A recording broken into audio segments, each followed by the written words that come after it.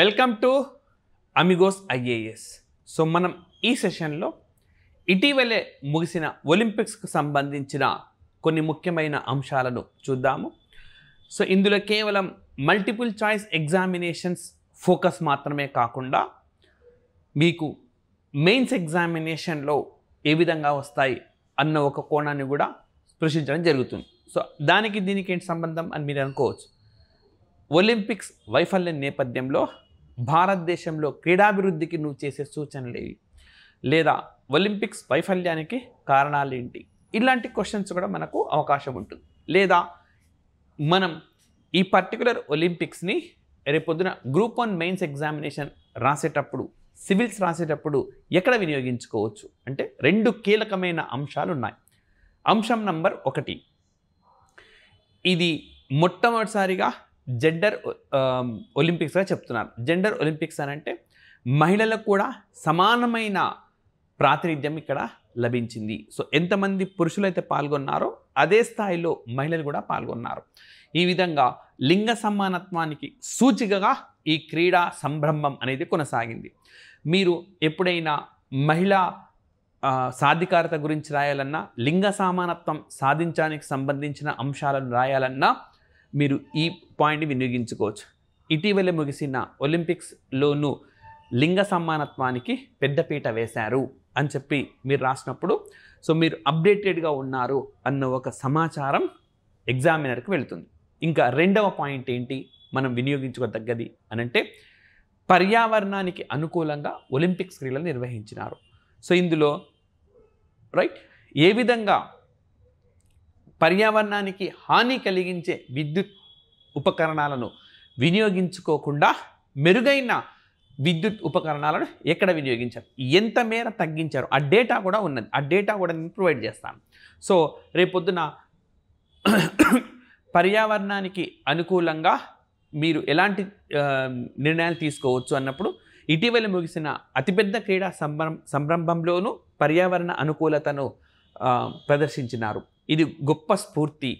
ఇది ప్రతి అంశానికి ముడిపెట్టాలి. అది చిన్న చిన్న ఇళ్లలో జరిగే పెళ్లి వేడుక కావచ్చు, లేదా పెద్ద పెద్ద సభలు సమావేశాలు కావచ్చు, క్రీడా వేదికలు కావచ్చు, అన్నింటికీ ఈ పద్ధతిని అనుసరించడం ద్వారా మెరుగైన ఫలితాలను రాబట్టవచ్చు. మంచి పర్యావరణాన్ని మనం అనుభవిస్తూ తర్వాతి తరానికి అందించవచ్చు అని చెప్పి మనం రాస్తాం. అంటే ఇక్కడ జరిగింది ఎక్కడైనా సాధ్యమవుతుందని నిరూపిస్తున్నాం అన్నమాట. సో అలా మెయిన్స్ ఎన్రిచ్మెంట్కి కూడా ఈ సమాచారాన్ని వినియోగించుకోవచ్చు. నౌ మరి ఎంసీక్యూస్ అలా ఏ విధంగా అడుగుతారు అని చూస్తే గాన ఈ ప్యారిస్ ఒలింపిక్స్లో భారతదేశం ర్యాంకింగ్స్లో మనకు భారతదేశం ఎన్నవ స్థానంలో ఉన్నది అని అంటే 71వ స్థానంలో ఉన్నది. సో ఇండియా మనకు 71st ప్లేస్లో ఉంది. రైట్. సో 71st ప్లేస్లో ఉన్నది. మరి ఏ తేదీ నుంచి ఏ తేదీ వరకు ఈ క్రీడలు నిర్వహించినారు అంటే 26th జూలై నుంచి 11th ఆగస్టు వరకు. ఈ క్రీడలకు సంబంధించిన నినాదం అన్నమాట, motto games wide open. Games wide open అనేది ఈ క్రీడలకు సంబంధించిన నినాదం. మరి మొత్తం ఎన్ని దేశాలు పాల్గొన్నాయంటే 206. సో ఎంతమంది క్రీడాకారులు అంటే 10,714. అండ్ మొత్తం 329 క్రీడాంశాలు, 329 ఈవెంట్స్ ఉన్నాయి. 32 క్రీడలకు సంబంధించి. ఏంటి మీనింగ్ అంటే ఫర్ ఎగ్జాంపుల్ పిస్టల్ తీసుకోండి, 10 మీటర్, 50 మీటర్, అండ్ రెజ్లింగ్ తీసుకోండి, ఫ్రీ స్టైల్, లైక్ 56 kg అట్లుంటాయి కదా, అట్లా 32 క్రీడాంశాలు. కానీ అందులో ఉండే ఈవెంట్స్ అన్నీ 329. అండ్ మరి మొత్తం 48 వేరువేరు అంశాలు అనేవి ఉంటాయన్నమాట. సో ఒకే 10 మీటర్ పిస్టల్లో like for example female, male అట్లాంటి సో డిసిప్లిన్స్ అంటే వేరు అంశాలుగా చెప్పుకోవచ్చు. సో ఇప్పుడు ఇక్కడ కనపడుతున్న సమాచారాన్ని మనం గ్రూప్ 1 మెయిన్స్ రాయదలుచుకుంటే రాయాల్సిందే కదా. మెయిన్స్ అనేది అది మీ ఇష్టం కాదు కదా, ప్రిలిమ్స్ లాగా మీ ఇష్టం కాదు. ఎవరైతే క్వాలిఫై అయ్యారో వాళ్ళు కంపల్సరీ రాయాలి. సో 206 దేశాలు 10,000కు పైగా క్రీడాకారులు పాల్గొన్న అతిపెద్ద క్రీడా సంరంభంలోనే లింగ వివక్షత లేకుండా క్రీడలను కొనసాగించగలిగారు. ఇది గొప్ప విజయం అని చెప్పి చేసుకోవచ్చు. అదేవిధంగా 200లకు పైగా దేశాలు 10,000కు పైగా క్రీడాకారులు పాల్గొన్న అతిపెద్ద క్రీడా సంరంభంలో పర్యావరణ అనుకూలమైన నిర్ణయాలు సమర్థంగా అమలు చేయడం బట్టి చూస్తే ఏ దేశమైనా ఈ ఘనతను దక్కించుకోవచ్చు అన్న విషయం స్పష్టమవుతుంది అని చెప్పి మనము రాసుకోవచ్చు అన్నమాట. సో అంటే సమాచారాన్ని మనకు ఎంసీక్యూస్ టైప్లో ఉండే సమాచారాన్ని ఎంత బాగా మనం వినియోగించుకోగలుగుతున్నాం అన్నదే పరిశీలించాల్సి ఉంటుంది. రైట్. సో ఇది మనకు నెక్స్ట్ వచ్చేసి మనకు ఈ 2024 ఒలింపిక్ స్పోర్ట్స్లో మరి అగ్రస్థానంలో ఉన్న దేశం ఏది అని అంటే యునైటెడ్ స్టేట్స్. సో మనకు ఎక్కువ సంఖ్యలో పతకాలు ఏ దేశం సాధించింది అనేది చూడకుండా బంగారు పతకాలను ఏ దేశం ఎక్కువగా సాధించింది అన్న కోణంలో చూస్తారు. అయితే అమెరికా, చైనాలు సమాన సంఖ్యలో సాధించినాయి. అప్పుడు టోటల్కి వెళ్తారనమాట. రైట్. సో ఈసారి మరి అమెరికా 126 పతకాలతో అగ్రస్థానంలో ఉంది. రెండవ స్థానంలో చైనా నిలిచింది. సో ఆసియా ఖండంలో అగ్రస్థానంలో ఉన్న దేశం ఏదంటే చైనాగా చెప్పుకోవచ్చు మనం. మరి జపాన్ దేశము 20 బంగారు పతకాలను సాధించింది అండ్ టోటల్ 45. అండ్ ఫోర్త్ వచ్చేసి మనకు ఆస్ట్రేలియా 18, 19లో ఉన్నది. మరి భారతదేశానికి వస్తే బంగారు పతకాలు ఏది కూడా సాధించలేదు అండ్ వెండి పతకం ఒకదాన్ని సాధించింది అండ్ మనకు కాంస్య పతకాలను 5ని దక్కించుకొని మొత్తం 6 పతకాలతోటి 71వ స్థానంలో భారత్ నిలిచింది. రైట్. సో ఇది గత మనకు టోక్యో ఒలింపిక్స్తో పోలిస్తే కొంతమేర వెనకబడ్డట్టుగానే చెప్పుకోవచ్చు అనమాట. సో గత టోక్యో ఒలింపిక్స్లో మనం 48వ ర్యాంకింగ్లో ఉన్నాం. ఇప్పుడు 71కి వచ్చేసాం. గత ఒలింపిక్స్లో ఒక బంగారు పతకాన్ని కూడా మనం చేజిక్కించుకున్నాం. ఇప్పుడు ఏ బంగారు పతకం కూడా మనకు రాలేదు. సో ఆ విధంగా మనకు ఈ అంశం కూడా ఉంది. సో దీన్ని కూడా గుర్తించండి. అండ్ నెక్స్ట్ వచ్చేసి మనకు రైట్. సో భారత్ నుంచి పతకాలు సాధించిన వాళ్ళు, సో ఎవరైతే మనకు మల్టిపుల్ చాయిస్ ఎగ్జామినేషన్స్ రాయబోతున్న ఆస్పిరెంట్స్ ఉన్నారో ఖచ్చితంగా ఈ టేబుల్ నుంచి ఒక క్వశ్చన్ ఎక్స్పెక్ట్ చేయవచ్చు. సో మనకు మను బాకర్ భారతదేశం నుంచి ఈ ఒలింపిక్స్లో పతకాన్ని సాధించిన తొలి క్రీడాకారిణి. సో అటు పురుషులైనా ఇటు మహిళలైనా కూడా సరే తొలి క్రీడా వ్యక్తిగా మనం చెప్పుకోవచ్చు. అదేవిధంగా 10 మీటర్ ఉమెన్ పిస్టల్లో కూడా పతకాన్ని సాధించిన తొలి క్రీడాకారిణిగా ఒక రికార్డును క్రియేట్ చేశారు. వీరు కాంస్య పతకాన్ని పొందినారు. నెక్స్ట్ మను బాకర్, సరబ్జోత్ సింగ్ వీళ్ళిద్దరూ మనకు 10 metre air pistol mixed team ఈవెంట్లో మరొక పతకాన్ని సాధించినారు. సో ఇప్పుడు మనకు క్వశ్చన్ ఏమని చెప్పుకోవచ్చు, ఒకే ఒలింపిక్స్లో 2 పతకాలు పొందిన తొలి మహిళ, ఒకే ఒలింపిక్స్లో 2 పతకాలు పొందిన తొలి మహిళ. మరి వేరు ఒలింపిక్స్లో 2 పతకాలు పొందిన తొలి మహిళగా ఆల్రెడీ పివి సింధుకు ఒక రికార్డు ఉంది. అండ్ మరి పురుషుల్లో ఎవరైనా సాధించారంటే స్వతంత్ర భారతదేశంలో ఈ ఘనతను దక్కించుకున్నది మాత్రం మను బాకరే. అంతకుముందు మనకు 1900లో ఇదే ప్యారిస్లో జరిగిన ఒలింపిక్స్లో మనకు నార్మన్ ప్రిట్చార్డ్ సాధించారు. సో రేపొద్దున డిఫికల్టీ లెవెల్ ఎగ్జామినేషన్లో ఎక్కువగా ఇవ్వాలనుకుంటే ప్యారిస్లో జరిగిన అన్ని ఒలింపిక్స్కి సంబంధించి కింది వాటిలో సరైనవి. అన్ని ఒలింపిక్స్ అంటే మనకు ప్యారిస్లో 1900లో జరిగింది, 1924లో జరిగింది, 2024లో జరిగింది. కాబట్టి 1900, 2024లో సారూప్యత ఏమున్నది, అక్కడ ఒక క్రీడాకారుడు 2 పతకాలు సాధించారు, ఇక్కడ ఒక క్రీడాకారిణి సాధించారు. ఇది ఒక సారూప్యత ఉన్నది. సో డిఫికల్టీ లెవెల్ పెంచాలి అనుకుంటే సారూప్యత ఉన్న అంశం ఏది, ఆ విధంగా కూడా అడిగేందుకు అవకాశం ఉన్నది. రైట్. నెక్స్ట్ స్వప్నిల్ కుసాలే వీరు బ్రాంజ్ మెడల్ సంపాదించారు మెన్స్ 50 మీటర్ రైఫిల్లో. రైట్. సో ఈ విధంగా స్వప్నిల్ కుసాలే కంపల్సరీగా ఈ పేర్లను విజేతల పేర్లను గుర్తుపెట్టుకోండి.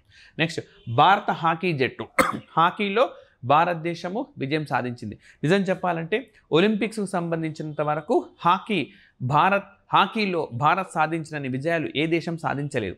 సో 1928లో మనకు బంగారు పతకము, 32లో బంగారు పతకం, 36లో బంగారు పతకం, 44లో జరగలేదు ఒలింపిక్స్ రెండవ ప్రపంచ యుద్ధం మూలంగా. అదేవిధంగా 1948లో, 1952లో, 1956లో వరుసగా 6 సార్లు బంగారు పతకాన్ని దక్కించుకున్నది. సో భారత్ను ఓడించే స్థాయి అప్పుడు ఏ క్రీడా జట్టుకు ఉండింది కాదు. మళ్ళీ 1960లో వెండి పథకం, అండ్ 1964లో మళ్ళీ బంగారు పథకం, 1968, 1972లో వరుసగా మళ్ళీ కాంస్య పథకాలు, మళ్ళీ ఆ తర్వాత 1980 ఒలింపిక్స్లో మరోసారి బంగారు పథకం, అండ్ 2020లో కాంస్య పథకం. సో 2020 ఒలింపిక్స్లో కాంస్యము, 2024లో కాంస్యం. ఇదే విధంగా వరుసగా 2 సార్లు గతంలో ఎప్పుడు భారత్ గెలుచుకుంది అంటే 1968 అండ్ 1972లో కూడా గెలుచుకుంది. ఆ విధంగా భారత హాకీ జట్టు ఒక సంచలన విజయాన్ని నమోదు చేసింది. అండ్ నీరజ్ చోప్రా సో ఈయన వెండి పథకాన్ని గెలుచుకున్నారు. జావెలిన్ త్రో క్రీడాకారుడు. గత ఒలింపిక్స్లో ఈయన బంగారు పథకాన్ని గెలిచారు.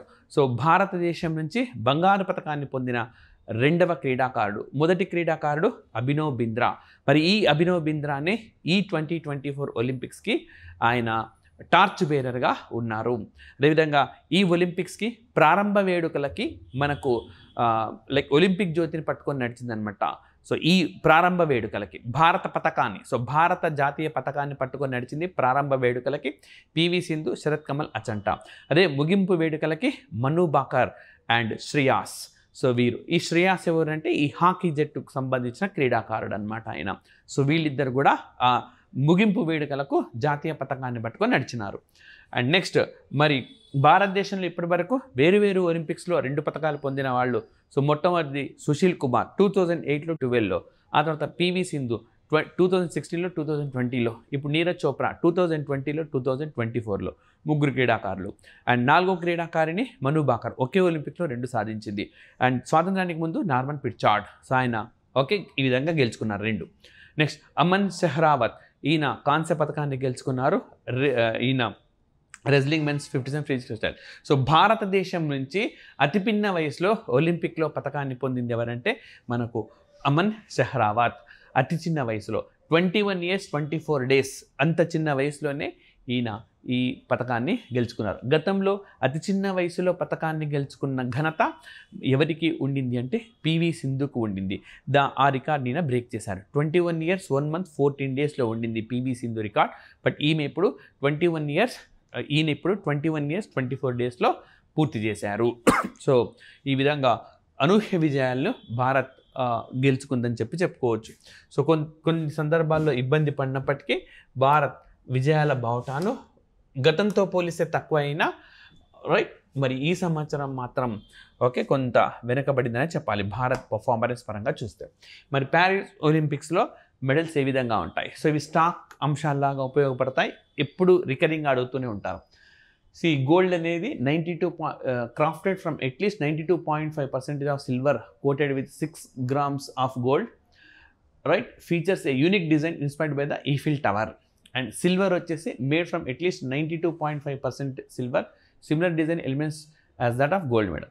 Bronze వచ్చేసి composed of mix of metals including copper, so రాగి, ఇవన్నీ కూడా ఇందులో ఉంటాయి.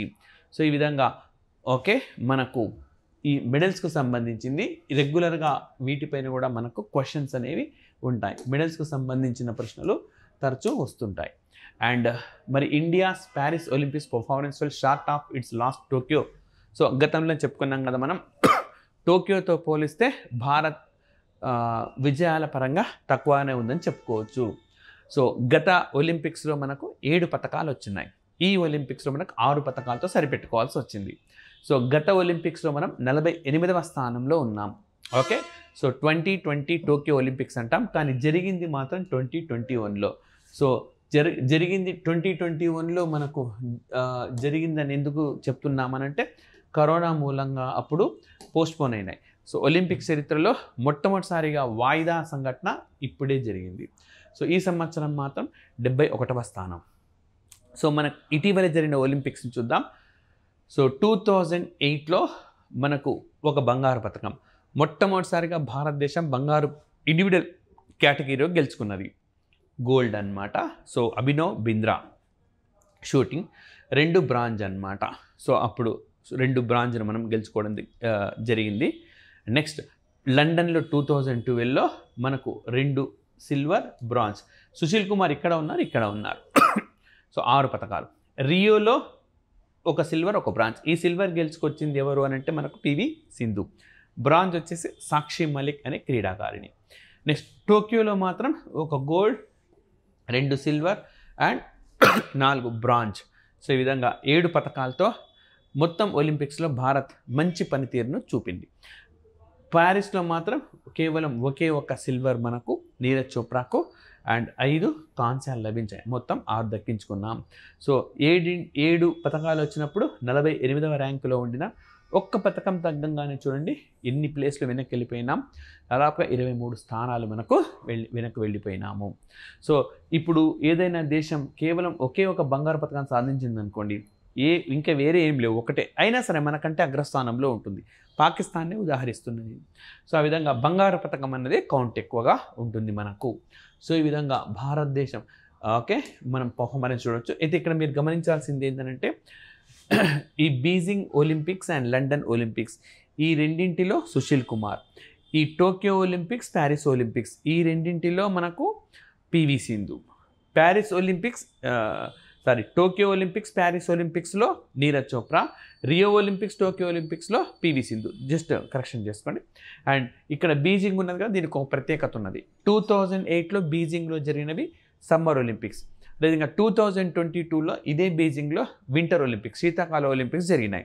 సో ఈ విధంగా ఈ భూమిపైన అటు సమ్మర్ ఇటు వింటర్ 2 రకాల ఒలింపిక్స్ నిర్వహించిన ఏకైక నగరం ఏది అని అంటే బీజింగే.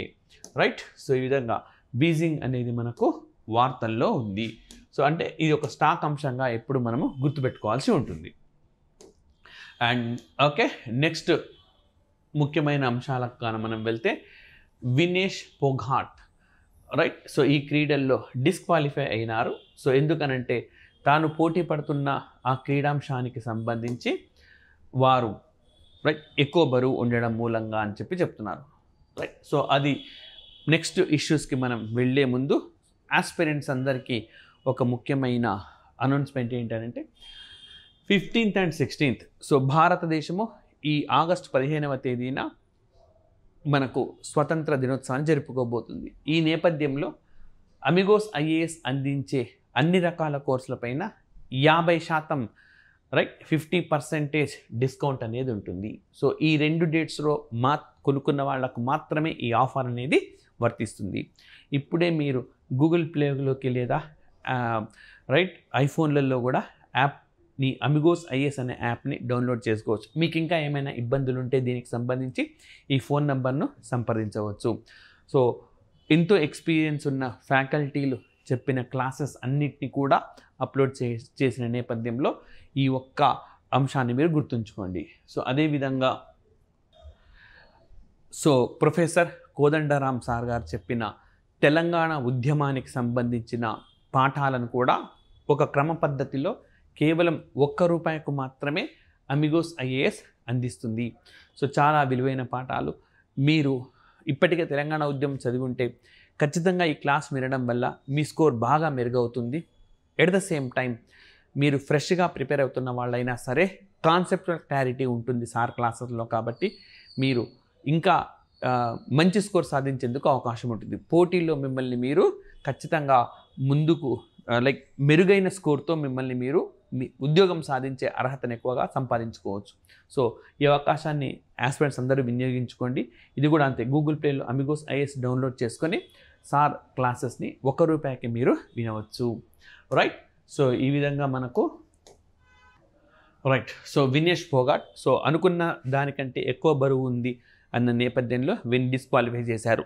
అయితే పూర్తిగా భారతదేశం కానీ భారతీయులు కానీ వారికి ధైర్యం చెప్పి వెన్నుదండుగా నిలిచినారు. సో ఎథిక్స్ మనం ఎక్కడైనా ఎగ్జామినేషన్లో ఎథిక్ రాయాల్సి వచ్చిన చోట ఈ సమాచారాన్ని వినియోగించుకోవచ్చు. అండ్ మనకు 4th ప్లేస్ అంటే భారతదేశము 6 క్రీడాంశాల్లో 4వ స్థానంలో నిలిచింది. సో కాస్త పర్ఫార్మెన్స్ చూపెట్టి ఉంటుంటే ఈ 6 పథకాలు మనకి ఏదో ఒకటి కాంస్యమో ఏదో ఒకటి దక్కుండేదన్నమాట. సో 6 సందర్భాల్లో 4వ స్థానానికి 3 స్థానాల వరకు మెడల్స్ ఉంటాయి. 6 సందర్భాలు అంటే 6 పథకాలు అట్లీస్ట్ మనం 3-4 క్యాష్ చేసుకున్నా బాగా ఉండేది. So 4th place is finished. So potential bronze medals అనమాట. విధంగా రైట్ మీరు ఇన్స్పిరేషన్ కలిగించే అంశం అంటే జస్ట్ ఒక్క స్థానాన్ని కోల్పోవడం వల్ల ఒలింపిక్స్ లాంటి అత్యున్నతమైన క్రీడా అంశాల్లో ఈ స్థానాలను కోల్పోయినాం మనం. So India own 3 shooting medals. So షూటింగ్లో అన్నిటికంటే ఎక్కువ ఈసారి పథకాలు ఎందులో వచ్చినాయంటే షూటింగ్లో వచ్చినాయి. దిస్ అండ్ మోర్ ఓవర్ ఈసారి భారతదేశం షూటింగ్లో పొందిన పథకాల్లో ఇదే ఎక్కువ అనమాట. గతంలో మనకు 2000 రాజ్యవర్ధన్ సింగ్ రాథోడ్ 2004లో గెలిచారు ఆయన. స్వతంత్ర భారతదేశంలో వెండి పథకాన్ని పొందిన తొలి క్రీడాకారుడు. అంతేకాదు ఒలింపిక్స్లో పథకాన్ని పొందిన అత్యంత పెద్ద వయసు కూడా ఆయన. ఇప్పుడు మంత్రిగా కూడా పనిచేస్తున్నారు ఆయన రాజస్థాన్ రాష్ట్రంలో. రైట్. సో ఈ విధంగా ఆ తర్వాత అభినవ్ బింద్రా, ఆ తర్వాత గగన్ నరంగ్ అనే ఆయన ఈసారి ఒలింపిక్స్కి చెఫ్ డి మిషన్గా కూడా పనిచేశారు. సో ఇప్పుడు తాజాగా మను బాకర్, సరబ్జోత్ సింగ్ వీళ్ళందరూ కూడా ఉన్నారు మనకు. అండ్ అదేవిధంగా మన భారతదేశానికి చెందిన అథ్లెట్స్ 69 మెడల్ ఈవెంట్స్లో ఈసారి పాల్గొన్నారు. సో ఇవన్నీ కూడా 16 క్రీడాంశాలు అనమాట. 16 క్రీడాంశాల్లో 69 పథకాలకు సంబంధించి. అండ్ ఈ ఒలింపిక్స్లో మనం చెప్పుకోదగ్గ మరొక వ్యక్తి లక్ష్య సేన్. సో ఈయన మనకు బ్యాడ్మింటన్లో సెమీఫైనల్ వరకు వెళ్ళారు. సో భారతదేశం నుంచి సెమీఫైనల్ వరకు వెళ్ళిన తొలి క్రీడాకారుడు. సో నేరుగా అడుగుతారనమాట, ఇది భారతదేశం నుంచి సెమీఫైనల్కి వెళ్ళిన తొలి క్రీడాకారుడు ఎవరు అని చెప్పి లక్ష్య సేన్. అండ్ ఇప్పటి వరకు అంటే అన్ని ఒలింపిక్స్లో 1896 ఒలింపిక్స్లో భారతదేశం పార్టిసిపేట్ చేయాల.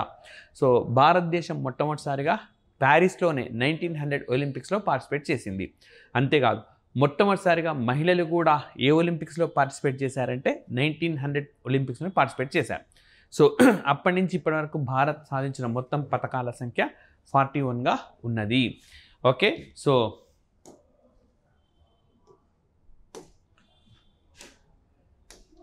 అండ్ అదేవిధంగా మరి ప్యారిస్ 2024 మీకు ఆల్రెడీ చెప్పినాను, పర్యావరణానికి అనుకూలంగా ఈ క్రీడా పోటీలు అనేవి జరిగాయి. చూడండి, Paris 2024 AIIMS to be the greenest Olympics, cutting emissions of 1.75 million tons. So 1.75 billion టన్నుల మేర ఉద్గారాలను తగ్గించింది. సో సాధారణంగా అయితే 3.5 మిలియన్ టన్నుల మేర విడుదలయ్యేవి, కానీ 1.75 మిలియన్ టన్నుల మేర తగ్గించింది. సో ఏ విధంగా అంటే generating power from the geothermal and solar sources. So geothermal పద్ధతిలో సౌరశక్తి ద్వారా ఈ విజయాన్ని సాధించగలిగారు. సో దీన్ని స్టార్టింగ్ చెప్పాను కదా, మీరు పర్యావరణాన్ని అనుకూలంగా ఎక్కడైనా మనం విజయాలు సాధించవచ్చు, దీన్ని మీరు సమర్థించాలనుకోండి, ఈ పర్టికులర్ పాయింట్ని మీరు కోట్ చేయండి. సో 10,000 మంది పైగా క్రీడాకారులు, 200లకు పైగా దేశాలు పాల్గొన్న అతిపెద్ద ఈవెంట్లోనే సౌరశక్తి, జియోథర్మల్ శక్తి ద్వారా కార్బన్ ఉద్గారాలను తగ్గించగలిగాం. సో కాబట్టి దీన్ని అన్ని రకాల సదస్సులకు, పెద్ద పెద్ద వేడుకలకు మనం అనువర్తింపజేయగలిగితే పర్యావరణం అనేది మెరుగ్గా ఉంటుంది అని చెప్పి వినియోగించుకోవచ్చు అన్నమాట. అదేవిధంగా మరి ఈ ఒలింపిక్స్లో రష్యా, బెలారస్ దేశాల నుంచి అథ్లెట్స్ను బ్యాన్ చేశారు. రైట్.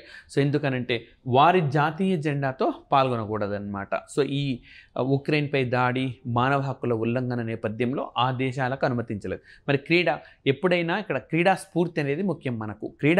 దేశం, ప్రభుత్వం, రాజ్యం తప్పు చేస్తే రాజ్యంలోని ప్రజలపైన శిక్ష ఉండకూడదు. కాబట్టి క్రీడాకారులు మాత్రం ఆ దేశపు జెండా కాకుండా తటస్థంగా పాల్గొనవచ్చు, పార్టిసిపేట్ చేయవచ్చు, వాళ్ళకి అనుమతిస్తారనమాట. So many of them compete under a separate category called athletes individual neutrals. అంటే ఓకే, తటస్థత, మేము ఏ దేశానికి చెందిన కాకుండా తటస్థంగా వాళ్ళు తమ వైఖరిని తమ క్రీడల్లో రాణించవచ్చు అనమాట. సో ఆ విధంగా ఈసారి ఏ 2 దేశాలకు అనుమతించదంటే రష్యా అండ్ బెలారస్గా చెప్పుకోవచ్చు. రైట్. సో ఇవి అతి ముఖ్యమైన అంశాలు మనకు ఈ ప్యారిస్ ఒలింపిక్స్కు సంబంధించినవి. మనకు రానున్న రోజుల్లో పారా ఒలింపిక్స్ కూడా జరగనున్నాయి.